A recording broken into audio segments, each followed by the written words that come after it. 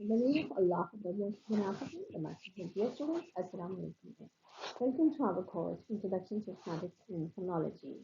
Now, in the last lecture, we have discussed some basic definition of phonetics and phonology. We have discussed a flow chart in which different languages were shown to you, and we have discussed that in this course, we are dealing with the phonemic sounds, or we are dealing with phonetics in phonology rather than alphabets.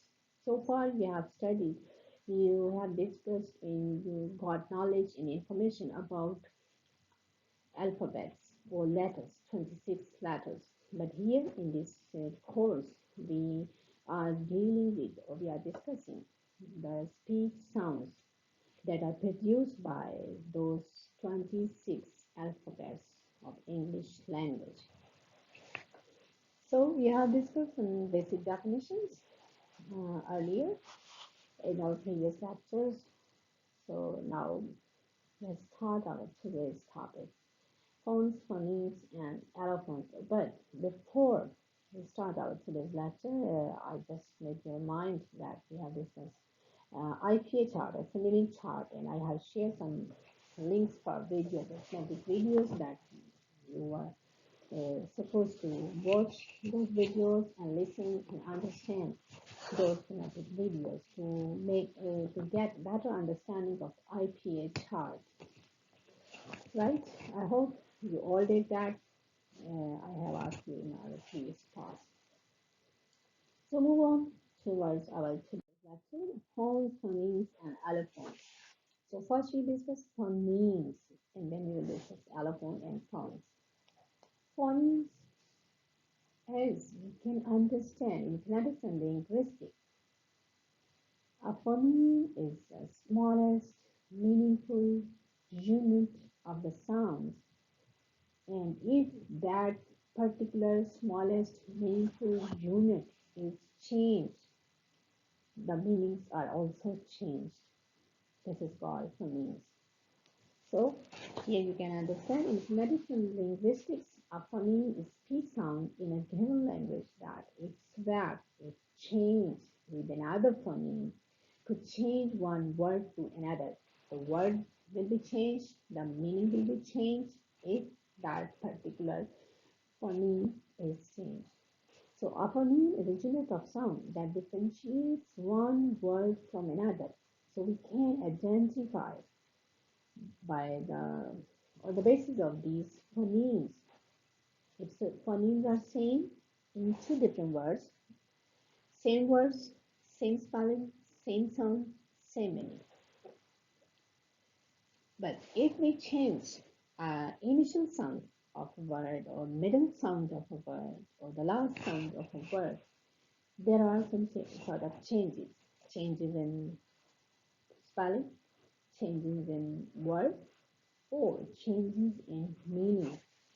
So when with the change of the sound, there is also a change in the meaning, there is also a change in the word. It means we are discussing this concept of phoneme.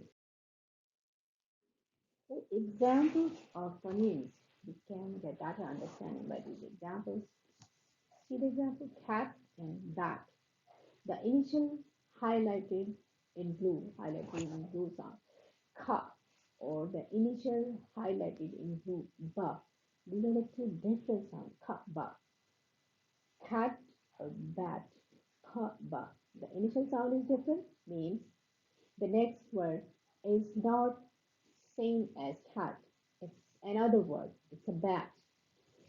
And it means the initial sound is different from one word to another. It's a ka, and that is the next word. The next sound, the next word is a ba. So these differentiation or these different sounds in two words are called phonemes. The second and third sound or second and third letter are same, he, or just like we can say c, ha, or sa, or ka. You can say these. The initial sound is different, but the last sound is same. Cut or bat, at, same sound. Like what is next example? Kids and six. Initial sound is different. It means these are the two different words. And Which means these two different words have having two different meanings. Hat, rat, king, sing. So highlighted in blue sounds are different sounds from other words. So that's why we can say these are the phonemes, the smallest meaningful unit that is not breakable into more halves, into more portions. That's called phonemes. If you want to break this ka sound in cat, ka, ka, the smallest, how can we make it more and more smallest? So basically, we can say the smallest meaningful unit of the sound is called phoneme. What is an allophone? An allophone is a different version, but you can say allophones are the different versions of a phoneme or different varieties of a phoneme, and that are produced slightly differently to other varieties, to other versions, but having the same outcomes, having the same meaning. Meaning will not be changed by the change in the allophones or the results and outcome. The what we can say spelling will be same, meaning will be same, but a little bit or slight change we can find out in the sound. Each of the set of phones which correspond to a single phoneme is called an allophone of that phoneme. For example, pa, ta, ka. Pa, we can pronounce this pa sound into different ways with different varieties or versions, like being a Pakistani or Asian PSL learners, we pronounce the word Pakistan. With the native people, the native British people or American people, they will pronounce the word Pakistan. You can say Pakistan and they will say Pakistan. The aspirated sound, aspirated forceful, what we can say, there is a forceful breathing, Pakistan. And we pronounce the pa with sound in a relaxed way, Pakistan. So these are the two different versions of this pa sound. This pa sound is formed and two different versions of this pa sound. Pakistan, pa, pa, or pa. These are called allophones. In contrast, a phoneme is specific to a language, and different phonemes in English and other languages do actually mean different things. So there could be Urdu phoneme, there could be what we can say Malay phoneme, Arabic phoneme, Hindi phoneme. Different languages have different phonemes related to their language, related to their alphabets, or related to their speech sounds. Allophones are different versions of specific phonemes or spoken sounds in speech. So you can say allophone is related to the specific, specifically with spoken. Also, we can indicate them with written symbols. We can, but mainly these are the related to the speaking or oral sound. Whereas a phone is any unit of sound in English, it need not change the meaning of a word. It replaced, like I gave you example already. The phone is pa without aspiration or with aspiration. Without aspiration, Pakistan, and with aspiration sound, Pakistan, as native people pronounce that sound. Let's see in the examples, some other examples of allophones. Pin, spin. You can realize, you can identify while pronouncing these two sounds. Pa in the start, pin. It's an aspirated sound. Ha, ha, ha sound. Pa. Here you can see pa, H, a small H, it means ha, ha sound. Pin, or the next one, spin, with no aspiration. It means these are the two versions of the phone, pa. These two versions of the pa sounds are called allophones. Next, kite or tick. Tick, kite. In kite, there is aspiration. Aspirated ka sound will be noticed by you, kite, when you pronounce this word kite. And the next one, tick, stop, no aspiration. So these are the two versions of ka form. And these two versions are called allophones of the ka form. Thumb in right, in the start, tha sound, aspirated sound. In the right, no aspiration. These are two versions of tha sound, right? So, pa phoneme, but it has two allophones, pa and pa, right? We can say these are the pa, but we can say this is a phone. Ka phoneme or ka phone, we can say, but it has two allophones, ka and ka. And cha is phoneme, but it has two allophones.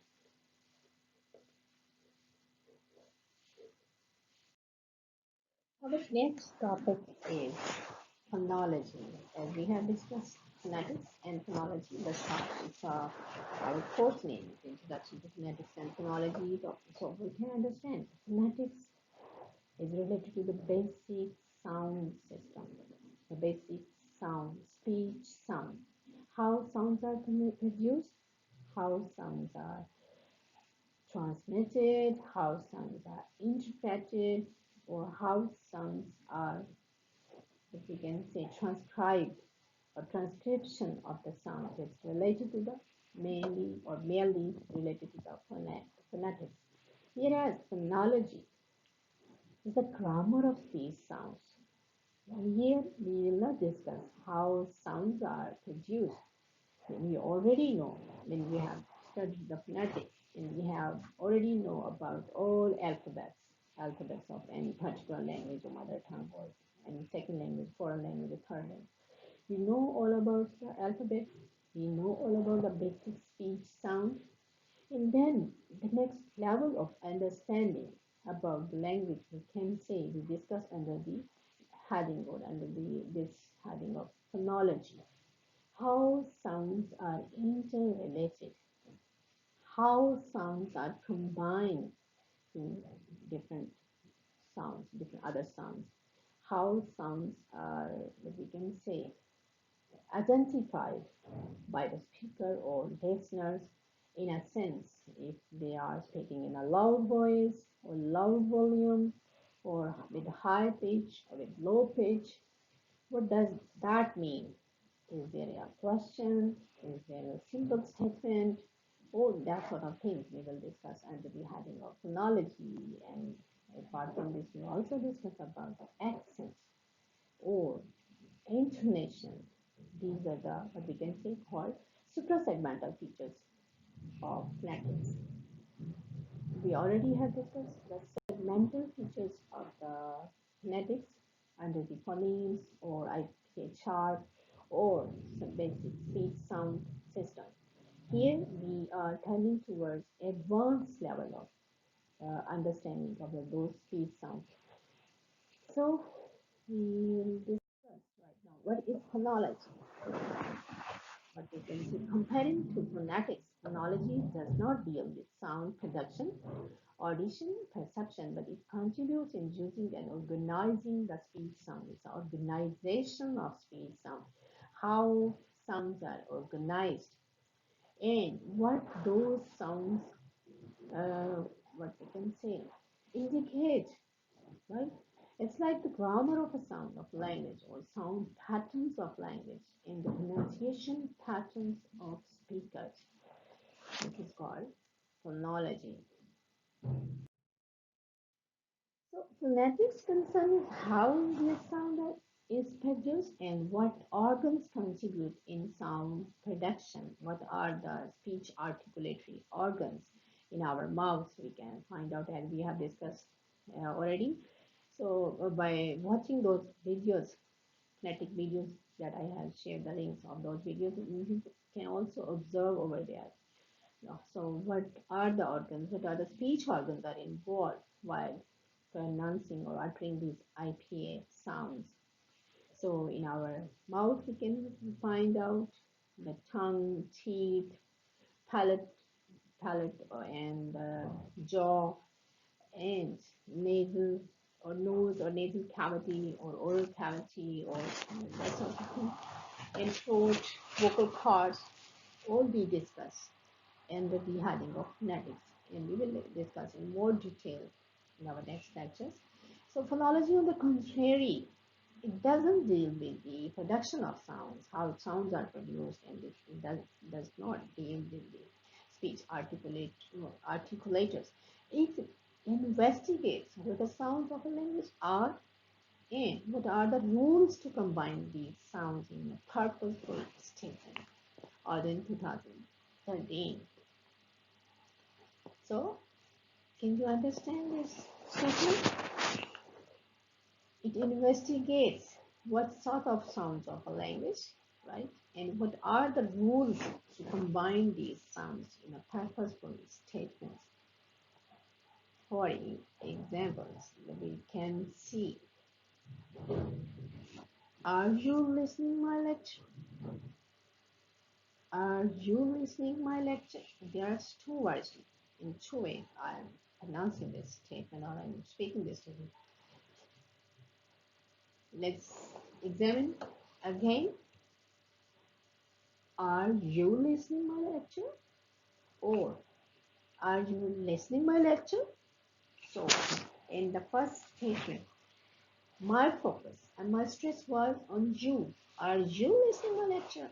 Or are you listening my lecture? The next statement, my focus, my stress was on my lectures. So in different ways, we can convey the meanings of the same statement in a different ways. Same statement, same word, same letter, same pattern, but the meanings or stress is different. We have put the stress in two different words. It means we have some two different meanings.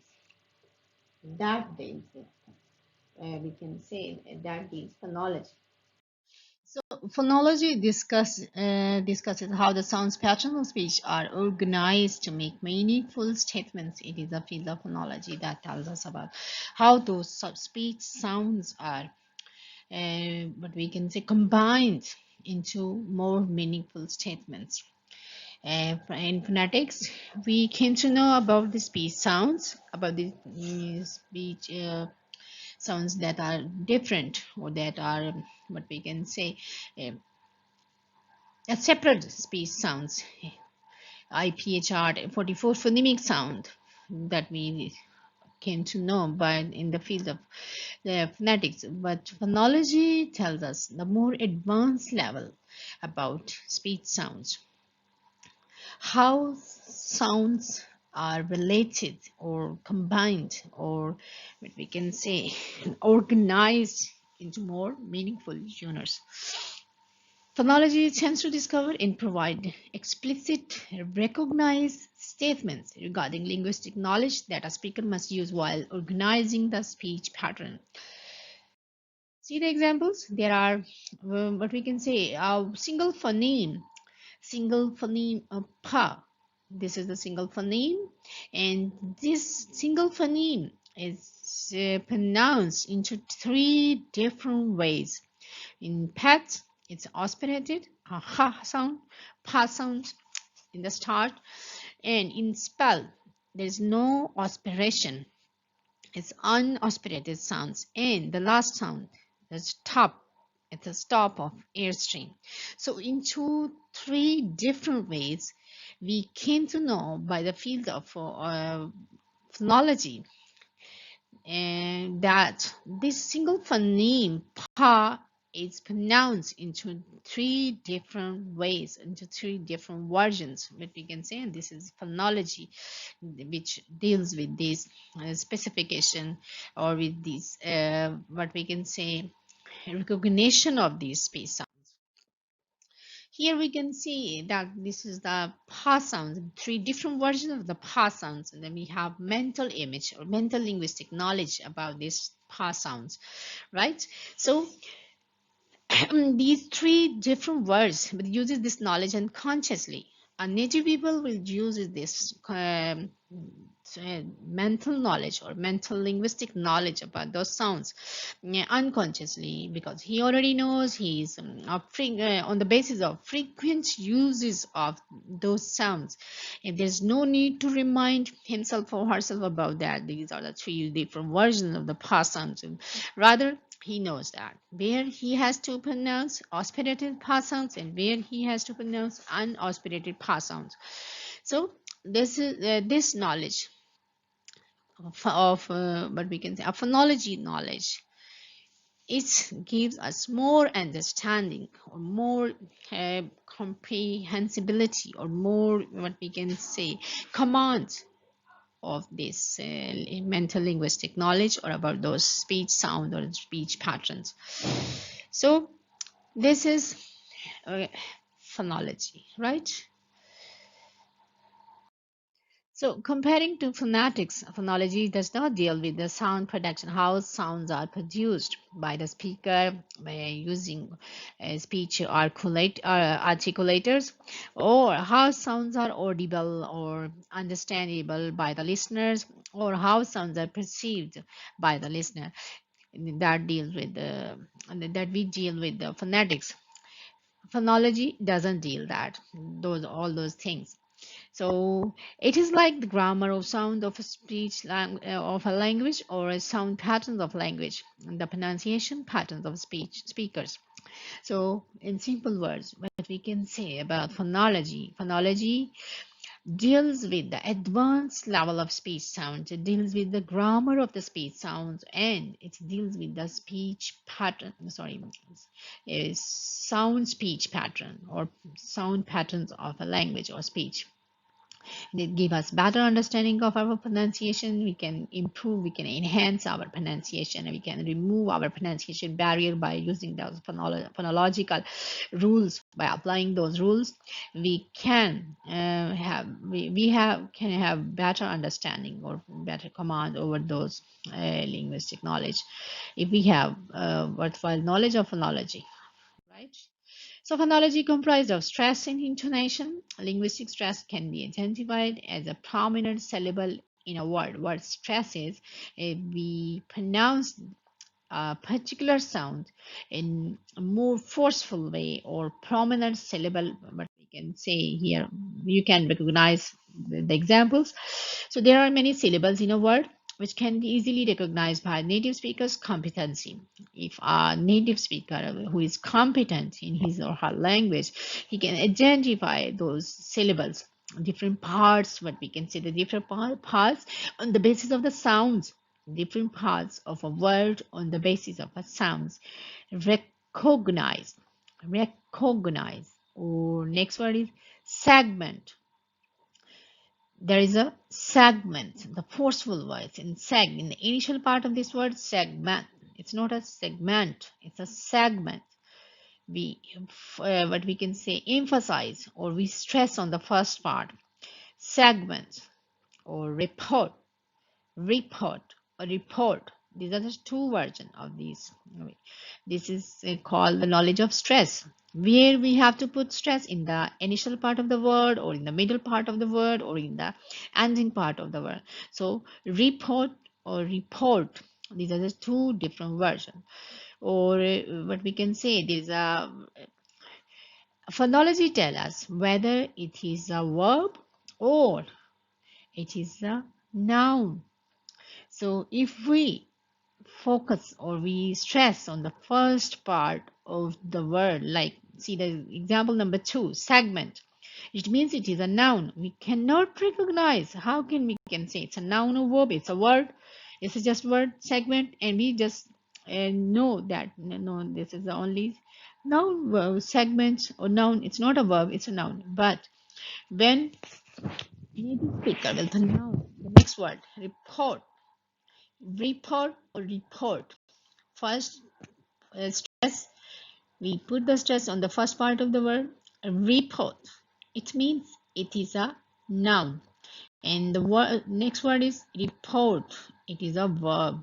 This is called phonology. Phonology tells us that these are the two different parts of speech. What we can say, one is noun and the other is verb.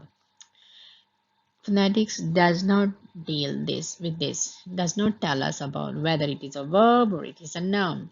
So as we have discussed that it is a grammar of speech sounds, or we can say grammatical point of view about those sounds related to stress. And the next one is convert, convert. So convert, it's a noun. First part is emphasize or focus or stress. And the next word is convert. Convert this slide into PDF or convert this file into PDF or Word file. Next is record or record. Record. It's my records, all of my educational career. It's record, right? And record this, what we can say, record this file, record this wave file, right? Likewise, sentence or sentence. Sentence, use this sentence or use the verb, use this verb into sentences or sentence. Sentence is a verb, the first one, sentence is a noun. So phonology tells us all about these things. Next, there is an intonation. Intonation is another part of suprasegmental feature or suprasegmental phonology. And make sure, keep in your mind, students, we are dealing with, now we are discussing phonology, a more advanced level of speech sound. So to define intonation, there must be focus on pitch of speech. What is pitch? Pitch is a rise and fall of the voice. Can you hear my voice? There was a fall in my voice. See the examples? Now you can hear my voice. Yes, there's a rise in my voice. Fall and rise. When you are asking the question, we will say that like, is she going to Canada? So Canada will be more prominent. This word will be pronounced in a more prominent way because we have intention to discuss about Canada. So is she going to Canada or is she going to Canada? Here is a difference. You can see the differentiation of these two stress or rising and falling of the sound. So when we asking the question, it means the last word will be in a rising tone. Is she going to Canada? Oh, are you scared? Have you read this book? So, if there are simple statements, but we can here you can see the falling tone of the voice. Like simple statement, we are dealing with simple statement. We have to say some simple statements. So what we can say, that's wonderful, or that's wonderful. Stand against the wall. Go over there. Put that down. So you can observe the last portion of the statement in the falling tone. Like in previous example we have discussed, is she going to Canada? So there is a force in our breathing. You have to uh, focus over there, the last portion with forceful voice. Here in simple statements, there's a falling tone or relaxed tone. That's wonderful. Stand against the wall. Go over there. Yes, I have completed my task. Do your work. Put that down. Please bring a glass of water for me. So these are the falling tone. Whereas in previous slide you have observed the rising tone. But we can say more and more audible. The last portion of this question is rising tone in the simple statement. The last portion of the simple statement, the falling tone. Okay. Goodbye. This is the end of our slides.